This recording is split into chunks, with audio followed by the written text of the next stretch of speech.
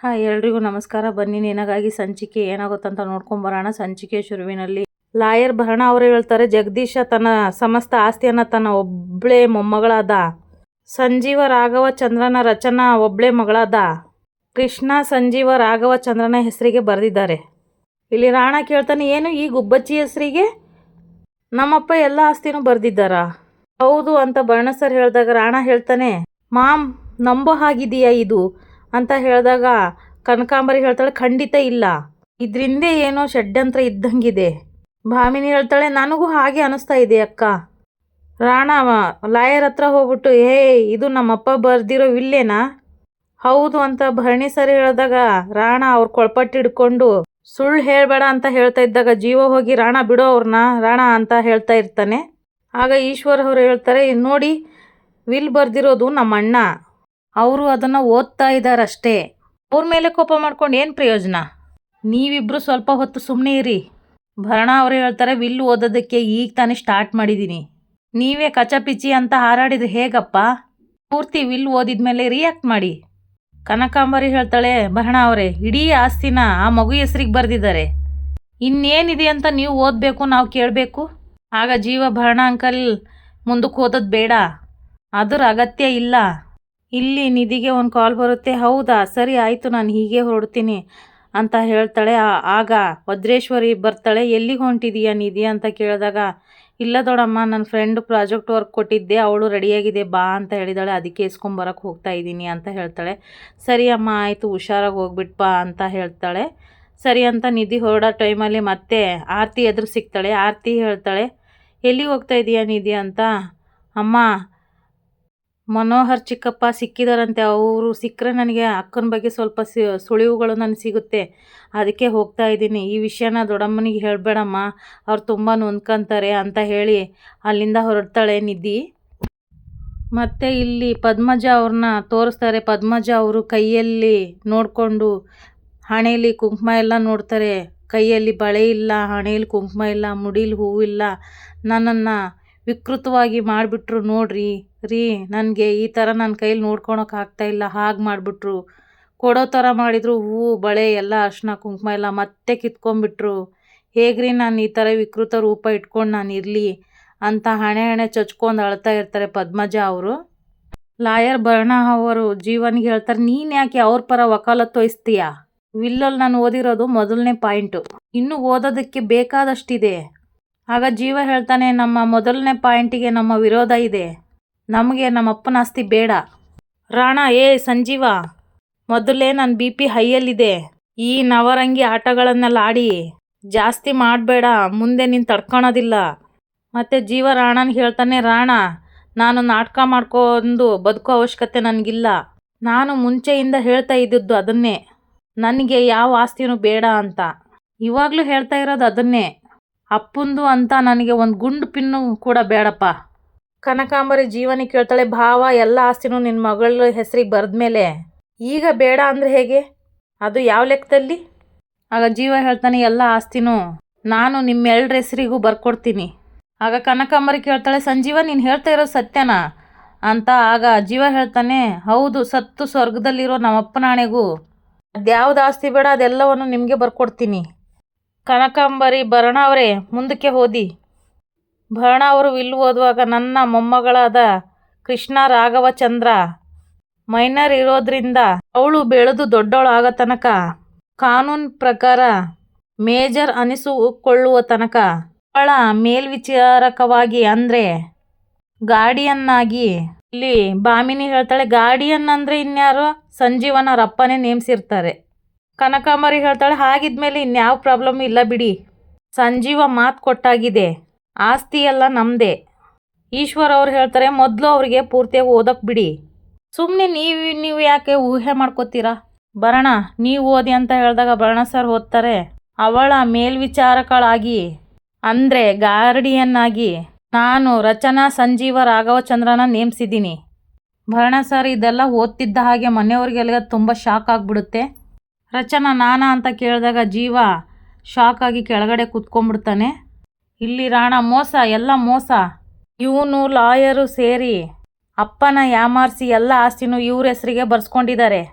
ಭಾಮಿನಿ ಹೇಳ್ತಾಳೆ, ಇಲ್ಲ ಅಂದರೆ ಗಾಡಿಯನ್ನಾಗಿ ಈ ರಚನನ ನೇಮಿಸೋದಂದ್ರೆ ಏನು? ಯಾರು ಇವಳು? ನಿನ್ನೆ ಮೊನ್ನೆ ಸಂಜೀವನ ಮದುವೆ ಆದವಳು. ಈ ಮನೆ ಎಲ್ಲಿದೆ ಅಂತ ಇವಳಿಗೆ ಗೊತ್ತಿರಲಿಲ್ಲ. ಬಂದು 4 ದಿನ ಆಗಿದೆ ಅಷ್ಟೇ. ನಮ್ಮ ಭಾವ ಇವಳ ಮುಖನೂ ಸರಿಯಾಗಿ ನೋಡಿರಲ್ಲ. ಹಾಗಿರೋವಾಗ ಈ ಆಸ್ತಿನೆಲ್ಲ ಈ ಕೂಸಿನ ಹೆಸರಿಗೆ ಬರೆಯೋದೇನು? ಇವಳನ್ನ ಗಾಡಿಯನ್ನಾಗಿ ಮಾಡೋದೇನು? ಇಲ್ಲ ಇಲ್ಲ, ಇದರಲ್ಲಿ ಏನೋ ಸಂಚಿದೆ. ಕನಕಾಂಬರಿ ಹೇಳ್ತಾಳೆ, ಖಂಡಿತ ಇದೆ. ಈ ಸಂಚು ಮಾಡಿರೋದು ಬೇರೆ ಯಾರೂ ಅಲ್ಲ, ಈ ಸಂಜೀವನೇ, ನಮ್ಮ ಭಾವ ಜಗದೀಶ್ ಚಂದ್ರನ. ಆಗಾಗ ಇವನು ಅವರು ಫುಡ್ ಟ್ರಕ್ ಹತ್ತ ಕರ್ಸ್ಕೊತಾ ಇದ್ದ. ಪಕ್ಕಕ್ಕೆ ಕರ್ಕೊಂಡೋಗಿ ಆಸ್ತಿನೆಲ್ಲ ನನ್ನ ಹೆಸರಿಗೆ ಬರಿಬೇಕು, ಇಲ್ಲ ಅಂದರೆ ಸಾಯಿಸ್ಬಿಡ್ತೀನಿ ಅಂತ ಹೆದರ್ಸ್ತಾ ಇದ್ದ. ನೀನೊಬ್ಬನೇ ಎಲ್ಲನೂ ಕಿತ್ಕೊಂಡ್ಬಿಟ್ರೆ ಉಳಿದವರೆಲ್ಲ ಬೀದಿಗೆ ಬಂದ್ಬಿಡ್ತಾರೆ. ದಯವಿಟ್ಟು ಈ ಅನ್ಯಾಯ ಮಾಡಬೇಡ ಅಂತ ಇವನ ಹತ್ರ ಕೈ ಮುಗಿದು ಬೇಡ್ಕೋತಾ ಇದ್ರು. ಸುಳ್ಳು ಅಂತ ಜೀವ ಎದ್ದು ನಿಂತ್ಕೊತಾನೆ. ಏಯ್ ಸುಮ್ಮನೆ ನಿಂತ್ಕೊಳ್ಳೋ ಮಾಮ್, ಅಪ್ಪ ಇವನ್ ಫುಡ್ ಟ್ರಕ್ ಹತ್ರ ಹೋಗಿದ್ರಾ?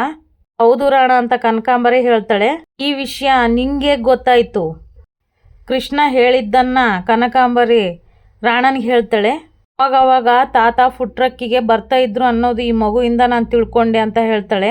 ಅಪ್ಪ ಅವ್ರನ್ನ ಕರ್ಕೊಂಡೋಗಿ ದೂರ ಮಾತಾಡ್ತಾ ಇದ್ರು, ತಾತ ಆಗಾಗ ಅಳ್ತಾ ಇತ್ತು ಅಂತ ಹೇಳಿದ್ದೆಲ್ಲ ನಾನು ಇವಳಿಂದ ತಿಳ್ಕೊಂಡೆ ಅಂತ ಹೇಳ್ತಾಳೆ.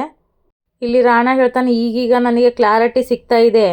ಆಸ್ತಿನೆಲ್ಲ ಇವನ ಹೆಸ್ರಿಗೆ ಬರೆದ್ರೆ ನಾವು ಗಲಾಟೆ ಮಾಡ್ತೀವಿ, ಕೋರ್ಟ್ ಕಚೇರಿ ಅಂತ ಹೋಗ್ತೀವಂತ ಇಂಟೆಲಿಜೆಂಟಾಗಿ ಅಪ್ಪನ ಬ್ಲ್ಯಾಕ್ ಮೇಲ್ ಮಾಡಿ ಆಸ್ತಿನೆಲ್ಲ ಇವನ ಹೆಸ್ರಿಗೆ ಬರ್ಸ್ಕೊಂಡಿದ್ದಾನೆ. ಅದಕ್ಕೆ ಇವನ್ ಮಗುನ ಹೆಸ್ರಿಗೆ ಬರ್ಸ್ಕೊಂಡಿದ್ದಾನೆ. ಇವನ್ ಹೆಂಡ್ತಿನ ಗಾಡಿಯನ್ನಾಗಿ ಮಾಡಿದ್ದಾನೆ. ಇಲ್ಲ ಅಂತ ಜೀವ ಹೇಳ್ತಾನೆ. ಇಲ್ಲಿ ಪದ್ಮಜನ ತೋರಿಸ್ತಾರೆ. ಪದ್ಮಜ ಗಾಬರಿಯಿಂದ ಯಾಕೆ ಇದ್ದಕ್ಕಿದ್ದ ಹಾಗೆ ತಳಮಳ ಆಗ್ತಾ ಇದೆ, ಏನೋ ಸಂಕಟ ಆಗ್ತಾ ಇರೋ ಹಾಗಿದೆಯಲ್ಲ, ಏನೋ ನಡಿಬಾರದ್ದು ನಡೀತಾ ಇದೆಯಾ ಮನೆಯ ಹೊರಗಡೆ? ನನ್ನ ಮಗ ರಾಣಗೇನಾದರೂ ಅಪಾಯ ಆಗ್ತಾ ಇದೆಯಾ? ಆ ಸಂಜೀವ ಬೇರೆ ಮನೆಗೆ ಬಂದಿದ್ದಾನೆ. ಹೌದು, ಏನೋ ಆಗ್ತಾ ಇದೆ, ತಡಿಬೇಕು, ಅದನ್ನ ಬಿಡಬಾರ್ದು, ತಡಿಬೇಕು ಅದು ಅಂತ ಬಾಗ್ಲತ್ರ ಹೋಗಿ ಬಾಗಿಲು ಬಡಿತಾಳೆ. ದೇವಿ ಬಾಗಿಲು ತೆಗಿ ಅಂತ. ಆಮೇಲೆ ಲಾಕ್ ಹಿಡ್ಕೊಂಡು ಹಿಂಗೆ ತೆಗಿತಾಳೆ. ಓಪನ್ ಆಗಿಬಿಡುತ್ತೆ ಬಾಗಿಲು. ಅವ್ರು ಬರ್ತಾ ಇದ್ದದ್ದು ಉದ್ದೇಶ ಯಾವಾಗಲೂ ಜೀವ ಮನೆಗೆ ಬಾ ಅನ್ನೋ ಉದ್ದೇಶ ಅಂತ ಫ್ಲ್ಯಾಶ್ ಬ್ಯಾಕ್ನ ಅವರಿಗೆ ಹೇಳ್ತೇವೆ. ಅವರು ಪರಿಪರಿಯಾಗಿ ಬೇಡ್ಕೊಂಡಿದ್ರು. ಆದರೂ ನಾನು ಈ ಮನೆಗೆ ಬರೋಕ್ಕೆ ಒಪ್ಪಿರಲಿಲ್ಲ. ಕಾರಣ, ನನ್ನಿಂದ ನಿಮ್ಗೆ ಯಾವ ರೀತಿ ಅನ್ಯಾಯ ಆಗಿದೆಯೋ ಅದೇ ಪ್ರಮಾಣದಲ್ಲಿ ನಿಮ್ಮಿಂದನೂ ನನಗೆ ಅನ್ಯಾಯ ಆಗಿದೆ. ಅದಕ್ಕೆ ನಿಮ್ಮೆಲ್ಲರ ಸಹವಾಸ ಬೇಡ ಅಂತ ಎಲ್ಲರಿಂದ ದೂರ ಇದ್ದೆ. ಸತ್ರು ಈ ಮನೆ ಹೊಸಲು ತುಳಿಬಾರ್ದು ಅನ್ನೋ ಛಲದಲ್ಲಿ ಬದುಕ್ತಾ ಇದ್ದೆ. ಆದರೆ ಬರಲೇಬೇಕಾದ ಅನಿವಾರ್ಯತೆ ಬಂತು, ಅದಕ್ಕೆ ಬಂದೆ. ಭಾಮಿನಿ ಹೇಳ್ತಾಳೆ, ಅಪ್ಪ ಹೋದ ಬಿಟ್ಟರೆ ಆಸ್ತಿಯಲ್ಲಿ ಹೋಗ್ಬಿಡುತ್ತೋ ಅಂತ ಬಂದಿದೀಯ ಅಷ್ಟೇ. ಅದು ಬಿಟ್ಟರೆ ಇಲ್ಲಿಗೆ ಬರೋ ಅನಿವಾರ್ಯತೆ ಏನಿತ್ತು ನಿನಗೆ? ಕನಕಾಂಬರಿನೂ ಜೀವನಿಗೆ ಪ್ರಶ್ನೆ ಮಾಡ್ತಾಳೆ. ಅಲ್ಲ, ಈ ಮನೆಗೇನಾದರೂ ಬೆಂಕಿ ಬಿದ್ದಿದೆಯಾ? ನೀನೇನಾದರೂ ಫೈರ್ ಸ್ಟೇಷನಲ್ಲಿ ಕೆಲಸ ಮಾಡ್ತಾ ಇದೀಯಾ?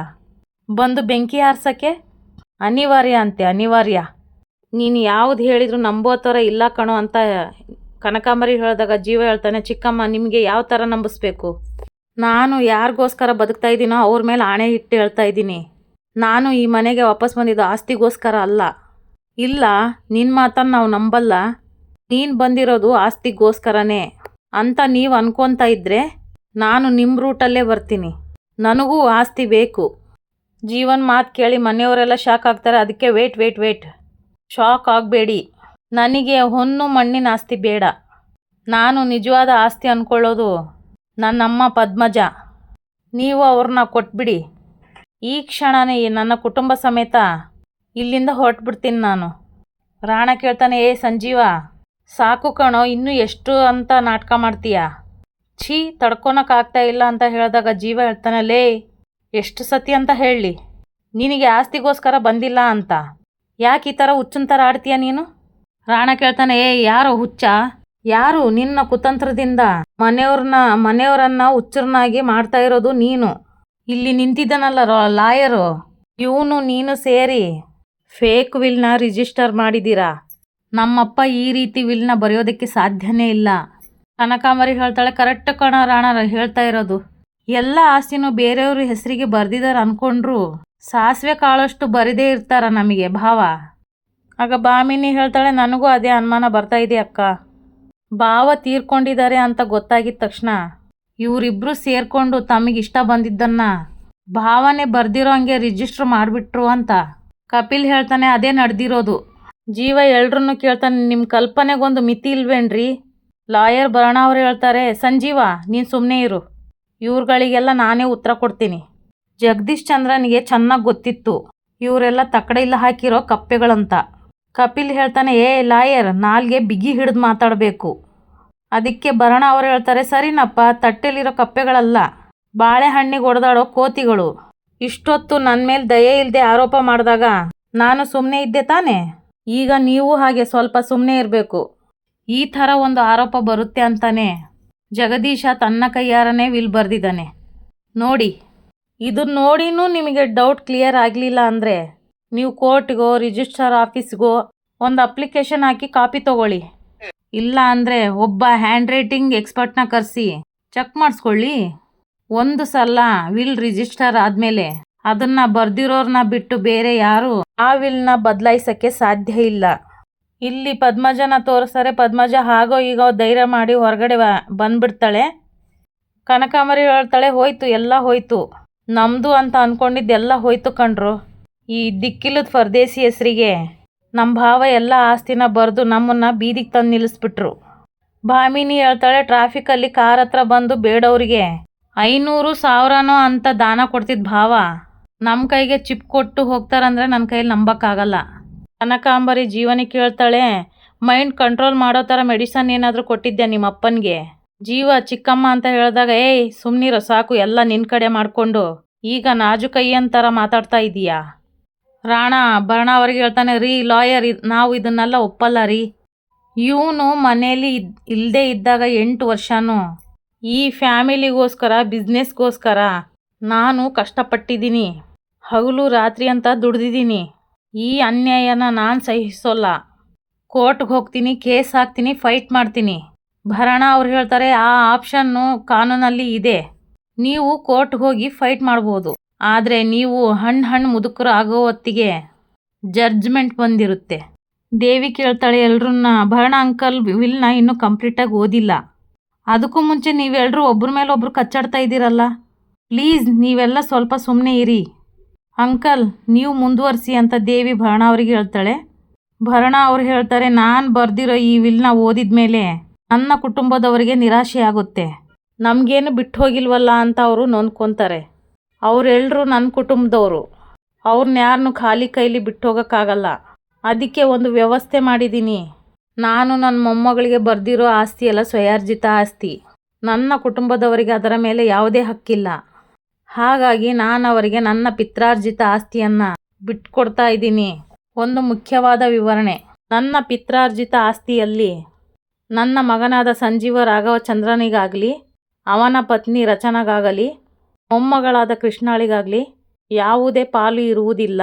ಪಿತ್ರಾರ್ಜಿತ ಆಸ್ತಿಯ ವಿವರಣೆ, ನಾನು ಮೊದಲು ಕೆಲಸಕ್ಕೆ ಸೇರಿದ ನನ್ನ ಮಾವನವರ ಹೆಸರಲ್ಲಿರುವ ಹಳೆಯ ಬಂಗಾರದ ಅಂಗಡಿ, ಹಾಗೆಯೇ ಬೆಂಗಳೂರಿನ ಸಮೀಪದಲ್ಲಿರುವ ರಂಗೇನಹಳ್ಳಿಯ 20 ಎಕರೆ ಹೊಲ ಗದ್ದೆ, ಇದೇ ನನ್ನ ಪಿತ್ರಾರ್ಜಿತ ಆಸ್ತಿ. ಇದೆಲ್ಲರೂ ನನ್ನ ಕುಟುಂಬದವರು ಹಂಚ್ಕೊಳ್ಬೇಕು ಅಂತ ಹೇಳ್ತಾನೆ. ಎಲ್ಲರೂ ಮನೆಯವರೆಲ್ಲ ಶಾಕ್ ಆಗಿ ನಿಂತಿರ್ತಾರೆ. ಇಲ್ಲಿಗೆ ಈ ಸಂಚಿಕೆ ಮುಗಿಯುತ್ತೆ. ಯಾರೆಲ್ಲ ನನ್ನ ಚಾನಲ್ ನೋಡ್ತಾ ಇದ್ರು ದಯವಿಟ್ಟು ಸಬ್ಸ್ಕ್ರೈಬ್ ಮಾಡ್ಕೊಳ್ಳಿ, ಹಾಗೆ ಒಂದು ಲೈಕು ಶೇರು ಮಾಡಿ. Thank you for watching.